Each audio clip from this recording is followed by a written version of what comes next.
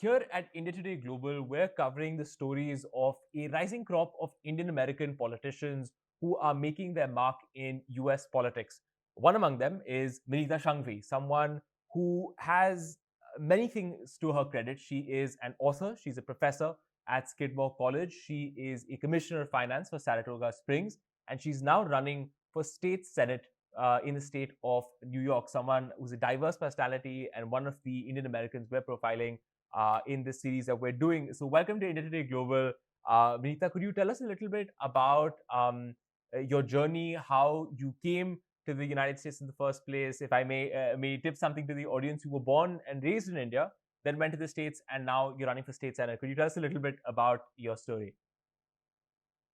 Absolutely. So, very early on in my life, I realized I was gay, and I wanted to live honestly. In India, when we get married, we marry not only the person, we marry the whole family. And I felt that it would be unfair if I got married to a boy, and sort of, you know, made his life and the family's life difficult. So I wanted to live openly. I wanted to get married, but I wanted to, you know, marry the person I loved, um, and have a family. And that was available to me in the US. So I moved here in 2001, and I came out, and gay rights here were also very much far behind, a little, better than what they were in India, because at that point, Section 377 was still there. It was still a crime. But, people didn't have the right to get married here. So I started working on advocacy for equal rights. And that's really what got me into politics, because I started talking to people in Congress, in the Senate, and advocating for equal rights for everyone. And once, you sort of get involved in it, I started representing some of the Indian concerns at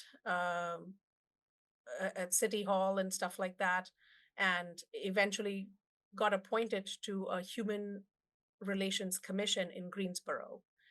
And then eventually, when I finished my PhD and I moved to Saratoga Springs, I started getting involved in politics here. And I joined the library board for 5 years, and then eventually got elected to city council.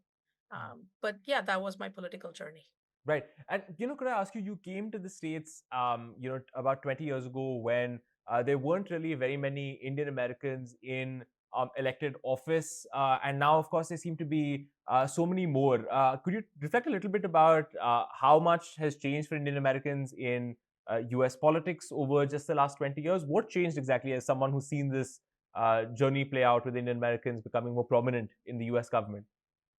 So we are definitely seeing a lot more. And I think a lot of that is because you have the second generation of Indians, that are growing up in the US, that are culturally more, in with the languages that, America speaks, so to speak, right? So they are more American than Indian immigrants like me. And so they are stepping up because they know how to navigate. They have really high education. Um, they have the cultural understanding of not just the Indian culture but American culture. And so you have, the initial ones were like Nikki Haley, who was at that point the governor of South Carolina. You had Bobby Jindal, and interestingly, both of these, A, they were Republican, and B, they had to change their names to get accepted, to become sort of more acceptable to the population.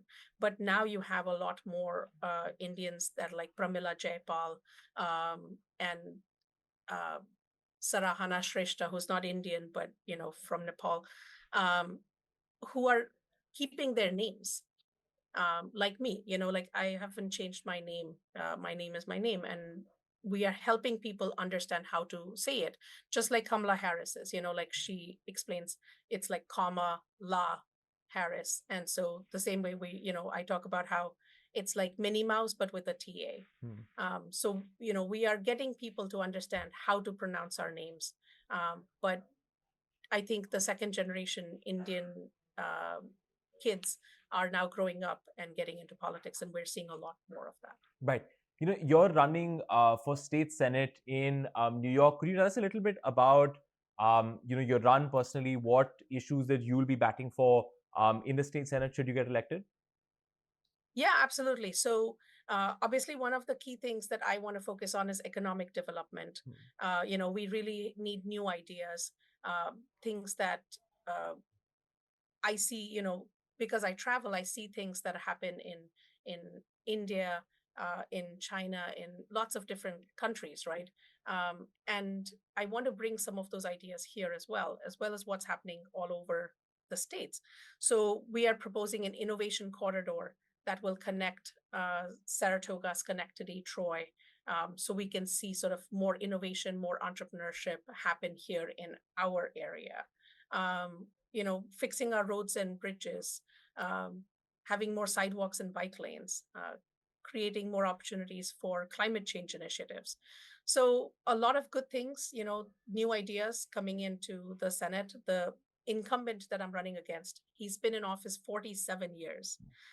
So, interestingly, he started public office the year that I was born. Mm. Um, and just is sort of coasting, is a lot no new ideas are coming out from that office. So we are really trying to bring some new ideas, new energy into the New York State Senate. Right. And, could I also ask you a little bit about the work you've done over the last 20 years? You, of course, mentioned it as well, but if I could ask you to talk a little more about the work you did on fighting for same-sex rights. You fought for them in Arizona as well, and that's been a consistent feature of the work you've done in public life in America for the last 20 years. Could I ask you to talk about that, how it was to advocate for those rights back in 2002, how America has changed on those particular issues, your reflections on that personal journey in that sense? Yeah, absolutely. So, America was not as accepting as it is today. And oftentimes people forget that. But uh, they had a proposition on the ballot in Arizona to make marriage between a man and a woman, to make it a constitutional amendment. So marriage would be between a man and a woman in Arizona. And we worked on changing that. We were able to defeat that.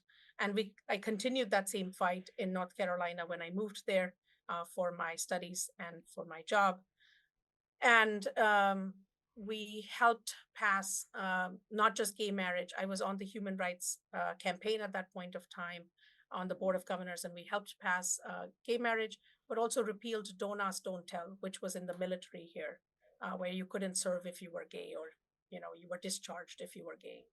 So a lot of good things have happened. We've also been advocating for something called ENDA, which is Employee Non-Discrimination Act. So trying to in lots of states, for example, you could be fired if you're gay, or you could be fired if you're perceived to be gay. And so we tried to work on changing that. Um, but overall, once you start fighting the fight, you realize that there are so many different issues that people have that they want to fight about, that there are issues.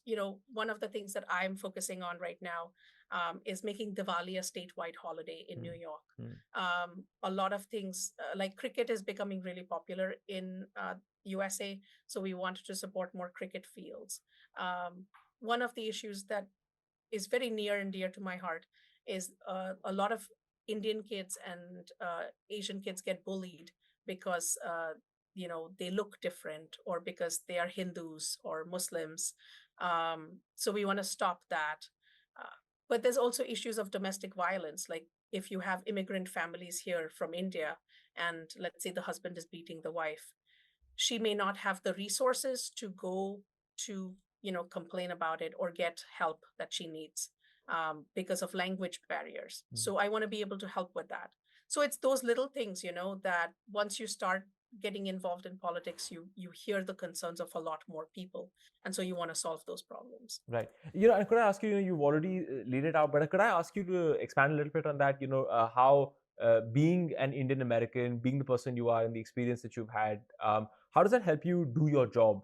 How does that feature into how you approach, what you're working on? You talked about, helping children who are being bullied. Something that's making the news here in India was just a little while back, the vandalism against a Hindu temple in New York. Could you talk a little bit about how being an Indian American helps you serve your constituency? So it's lots of different things, right? Like right now, I'm on a 5 people city council, and I'm the only woman there. And I am the only person of color.